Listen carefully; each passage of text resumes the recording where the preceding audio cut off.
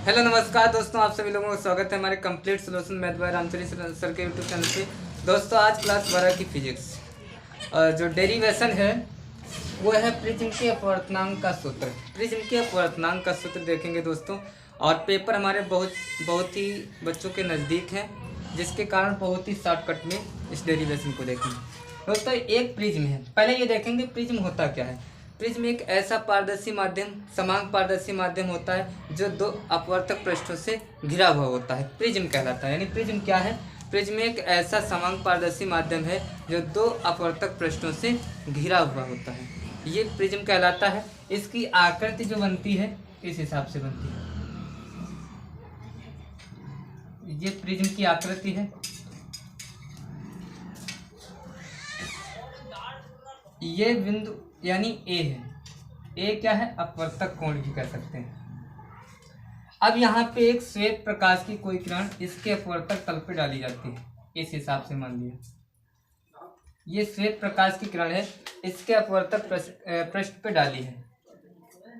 डाली है तो ये इस बिंदु का जो अविलंब होगा वो ये बनेगा अविलंब ये बनेगा। और ये भी कह सकते हैं कि अपवर्तन की घटना के अनुसार कि जब कोई प्रकाश की किरण विरल माध्यम से सघन माध्यम में जब प्रवेश करती है तो वो अविलंब से दूर अविलंब की ओर झुक जाती है। ये अविलंब है तो अविलंब की तरफ झुक जाएगी, ये प्रकाश की किरण निकल जाएगी। ये प्रकाश की किरण आपतित प्रकाश की किरण होती है, अपवर्तित प्रकाश की किरण होती है। ये आपतित किरण होती है और ये जो किरण होगी अपवर्तित किरण। अब यहाँ पे इसका अगर अविलंब देखें तो इसका जो अविलंब बनेगा ये बनेगा अविलंब, ये इसका अविलंब बना है। यानी इस अपवर्तित किरण का अविलंब ये बना हुआ है। और यहां से देखेंगे कि जब कोई प्रकाश की किरण ये जब बाहर निकलेगी, यानी ये अंदर का माध्यम जो है सघन माध्यम है, बाहर का माध्यम विरल माध्यम है। अपवर्तन की घटना के अनुसार जब कोई प्रकाश की किरण इस सघन माध्यम से विरल माध्यम में प्रवेश करेगी तो वो अविलंब से दूर हटेगी, ये इसका अविलंब हो गया। इससे प्रकाश की किरण दूर हट जाएगी, ये बन जाएगी। ये जो किरण है आपतित है, यानी विचलित किरण बोल सकते हैं, ये विचलित हुई।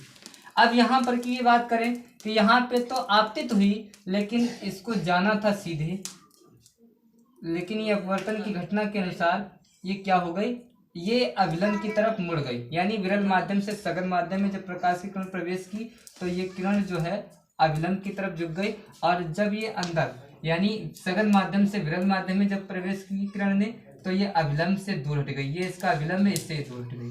अब देखो यहाँ पे आपतित हुई किरण, तो ये जो कोण होगा आपतन कोण होगा, जिसे आई कहते हैं। और इधर भी आपतन कोण होगा। ये घटना कितनी बार हुई? दो बार हुई, तो इसे I1 मानेंगे, इसे कितना I2 मानेंगे। अब यहाँ पर की अगर हम बात करें, यहाँ पे अपवर्तित किरण है तो ये अपवर्तित घटना ये दो बार हो रही, तो ये प्रथम R1 बोलेंगे, इससे कितना R2 बोलेंगे, ठीक है ना। अब यहाँ पर की बात करें कि ये प्रथम बार विचलित हो रही किरण, तो इसे विचलन कोण भी कहते हैं, ठीक है, जिसे डेल1 नाम दिया। यहाँ पे द्वितीय बार विचलित हुई तो इसे डेल2 कहेंगे, इसे डेल2, ये डेल2 कहेंगे। ये जो है ये कोण डेल बनेगा, बाह्य कोण है ये। और ये जो दो कोण हैं, जो बाह्य कोण है, ये दो कोणों के योगफल यानी सुदूर स्थित कोणों के योगफल के बराबर होगा। यानी यहाँ पे ये भी कह सकते हैं कुल विचलन, यानी इस प्रिज्म में कुल विचलन कितना हुआ है, कुल जो विचलन हुआ है, कुल विचलन यानी डेल बराबर डेल1 प्लस का डेल2, यानी कुल विचलन हुआ है। इसे समीकरण 1 मान लेते हैं। अब यहाँ पे देखो हमारा दिया गया I1 और ये डेल1 और R1 दिया गया है। ये देखें तो ये कोण जो है शीर्षाभिमुख कोण है। शीर्षाभिमुख कोण जो होते हैं आपस में बराबर होते हैं, तो ये I1 जो होगा ये डेल1 प्लस R1 के बराबर होगा, डेल1 प्लस R1 के बराबर होगा। तो यहाँ से अगर डेल1 की वैल्यू देखें तो डेल1 की जो वैल्यू आएगी I1 माइनस का R1, इससे समीकरण नंबर 2 दे देते हैं। और यहाँ पर भी हमारे शीर्षाभिमुख कोण है, तो ये इसी घटना के अनुसार यहाँ पे कितना आ जाएगा, I2 बराबर डेल2 प्लस का R2, यानी I2 बराबर डेल2 प्लस का R2 बन जाएगा। तो यहाँ पे del2 की जो वैल्यू आएगी वो I2 माइनस का R2। ये समीकरण 3 बन गई। देखो इसका नाम हमने दे दिया P और इसका नाम हमने Q दे दिया, इसका नाम हमने R दे दिया और इसका नाम हमने T दे दिया। अब देखो del2 की वैल्यू जो आ गई है I2 माइनस का R2, ये del1 और del2 का मान यहाँ पे कह सकते हैं कि समीकरण 2 व 3 को समीकरण 1 में रखने पर, समीकरण 1 में रखने पर रख देंगे भैया तो कितना बन जाएगा। देखो यहाँ पे डेल बराबर ये कितना del1 का मान कितना दिया गया है I1 माइनस का R1 प्लस del2 की वैल्यू कितनी दी गई है I2 माइनस का R2। तो यहाँ पे डेल बराबर I1 और I2 को पास में कर दिया, I1 प्लस का I2 माइनस ये कितना बन जाएगा यानी I2 प्लस का R2, ये बन गया। इसे समीकरण नंबर 4 दे देते हैं। अब यहाँ पे देखो हमारा एक ये जो बना है यानी कोण P और कोण Q और R और T, एक यहाँ पे चतुर्भुज है। तो यहाँ पे क्या बोलेंगे चतुर्भुज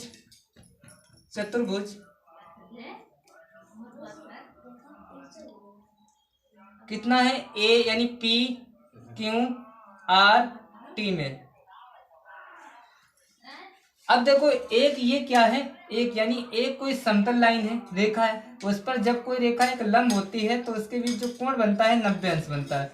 तो ये यानी समतल, इस पर रेखा एक समतल थी, इस पर लंब है, तो यहाँ पे जो कोण बनेगा 90 अंश, तो इधर भी 90 अंश बनेगा। तो यहाँ पे देखो यानी चतुर्भुज की चारों भुजाओं का योग कितना होता है 360 अंश होता है। तो यहाँ पे कोण P प्लस का कोण Q प्लस का कोण R प्लस का कोण T बराबर कितना 360 अंश। कोण P का मान कितना यहाँ पे 90 अंश, तो 90 अंश रखेंगे प्लस कोण Q A दिया गया है A प्लस R का मान 90 अंश, ये कोण T ये 360 अंश आ गया। यानी 90 90 180, 180 को उधर ले गए यानी A प्लस कोण T बराबर कितना 360 माइनस का 180, यानी 90 90 180, 180 इधर हमने घटा दिया तो कोण T कितना आ जाएगा 360 से 180 तो 180, और A को भी इधर ले गए तो माइनस का A। ये समीकरण, इसका नाम दे दिया 5। ये समीकरण 5 बन गए। अब देखो यहाँ पे हमारा कितना बनेगा, यानी समीकरण ये 5 हो गई। अब यहाँ पे देखो P और R और T ये एक त्रिभुज बन रहा है, तो यहाँ पे कह सकते हैं कि त्रिभुज P R T में ये कितना है यानी del1 है और R1 है, ये कितना है del2 है और R। अब यहाँ पे देखो त्रिभुज के तीनों कोणों का योग 180 अंश होता है, तो त्रिभुज P प्लस का त्रिभुज R प्लस का त्रिभुज T बराबर 180 अंश। P का मान कितना है, P का जो मान दिया गया है ये दिया गया हमारा कितना, जो त्रिभुज P का मान हमारा दिया गया है वो दिया गया del1 और ये R1 दिया गया है R1, ये कितना है R2, तो यहाँ पे कितना R1 और R2 और ये कितना आ जाएगा T बराबर 180 अंश। तो ये कोण T का मान कितना आ जाएगा 180 अंश माइनस का ये R1 प्लस का R2 हो जाएगा। ये समीकरण कितनी यानी 5 ये होगा, इसे मान लिया 6। अब यहाँ पे कहेंगे समीकरण 5 व 6 को 6 से समीकरण 5 व 6 से कितना बन जाएगा। देखो कोण T का मान कितना है यहाँ पे रख देंगे 180 माइनस से, कोण T का मान कितना है 180 माइनस से यहाँ पे रख दिया बराबर कितना है 180 माइनस का R1 प्लस R2। 180 से 180 कट जाएगा तो A बराबर जो आएगा वो हमारा आ जाएगा R1 प्लस का R2। इसे हमने मान लिया समीकरण 7। समीकरण 7 मान लेंगे।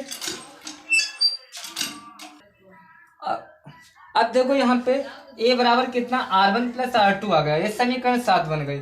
अब देखो यहाँ पे क्या करेंगे, अल्पतम विचलन की घटना के अनुसार, यानी यहाँ पे लिख लेंगे अल्पतम विचलन की घटना के अनुसार, अल्पतम विचलन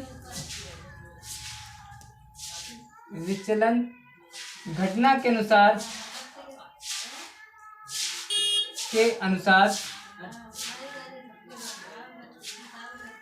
जो R1 है और R2 है, ये R बराबर मान लेंगे, I1 है और I2 है, ये I बराबर मान लेंगे। हमने क्या किया, यहाँ पे R1 और R2 है। अब देखो दोस्तों यहाँ पे कुछ हटाते हैं तो ये कितना आ जाएगा, यानी यहाँ पे जब मान रखेंगे तो ये A बराबर कितना बन जाएगा, 2R बन जाएगा। यहाँ पे R1 रखेंगे R, यहाँ पे R, यानी 2R बन जाएगा। R की वैल्यू यहाँ से निकालें तो A/2 निकल के आएगी। अब देखो ये सभी मान कहाँ पे, समीकरण 4 में रखने पर, समीकरण 4 के अनुसार यहाँ पे लिखेंगे समीकरण 4 के अनुसार समीकरण 4 क्या है, डेल बराबर, यहाँ पे I1 और I2 की जगह पे कितना I रखेंगे तो 2I हो जाएगा, माइनस का ये कितना 2R, तो डेल बराबर 2I माइनस का 2R का मान कितना है, A है, तो A, यहाँ से I की वैल्यू निकालेंगे, I की जो वैल्यू आएगी वो कितनी आएगी, डेल प्लस का A/2, ये हमारा मान आ गया। अब हमने क्या किया, इतना जब निकाल लिया, अब देखो क्या करेंगे, इसके आगे लिखेंगे स्नेल के नियम के अनुसार, स्नेल के नियम के अनुसार, स्नेल के नियम के अनुसार, नियम के अनुसार स्नेल का जो नियम होता है वो n बराबर साइन I/sin R, ये स्नेल का नियम होता है। सभी मान यहाँ पे पुट करेंगे। अब देखो I का मान कितना है, n बराबर I का मान जो दिया गया है साइन, ये del plus A/2 upon sine R, R की वैल्यू यहाँ पे कितनी A/2 है, तो साइन A/2 का मान, यानी R की जगह पे कितना A/2 रख दिया। दोस्तों यही जो आया अपवर्तनांक आया, यानी प्रिज्म के लिए अपवर्तनांक का सूत्र ये आया। अगर बात करें जब प्रिज्म बहुत पतला हो, यानी कहने का मतलब 5 अंश से बहुत छोटा हो, जब छोटा होगा तो उसके लिए क्या करते हैं कि जा जो होती हैं बहुत कम होती हैं, जब जा बहुत कम होती है तो उसके लिए क्या आ जाएगा, यानी साइन डेल प्लस A/2 बराबर कितना आ जाएगा, डेल प्लस A/2 हो जाएगा। और जो साइन A/2 जो होगा वो हमारा कितना A/2 हो जाएगा। ये सभी मान यहाँ पे रख देंगे, n बराबर इसकी जगह पे कितना रख देंगे, डेल प्लस A/2 अपान A/2, 2 से 2 कट जाएगा, A का गुणा इसमें हो जाएगा, तो Na बराबर डेल प्लस A। हमने क्या किया, A को इधर ले आए तो Na माइनस का A बराबर डेल, तो A से कॉमन ले लिया तो डेल बराबर A, ये n-1। ये कब लगाएंगे, जब कोण हमारा यानी 5 अंश से बहुत कम होगा, पतला होगा, उसके लिए ये लगाएंगे। तो दोस्तों सभी को समझ में आया होगा, और ये जो वीडियो है बहुत ही शॉर्टकट तरीके से है, और जो 2023 के बोर्ड एग्जाम के लिए बहुत ही इम्पोर्टेंट है प्रिज्म का, और ये पेपर में हर बार आता है। तो दोस्तों अपनी बेहतर तैयारी कर सकें और वीडियो को रोक कर देख लें। और दोस्तों आप लोगों को ये बनता है कि एक बार लाइक और सब्सक्राइब जरूर करें।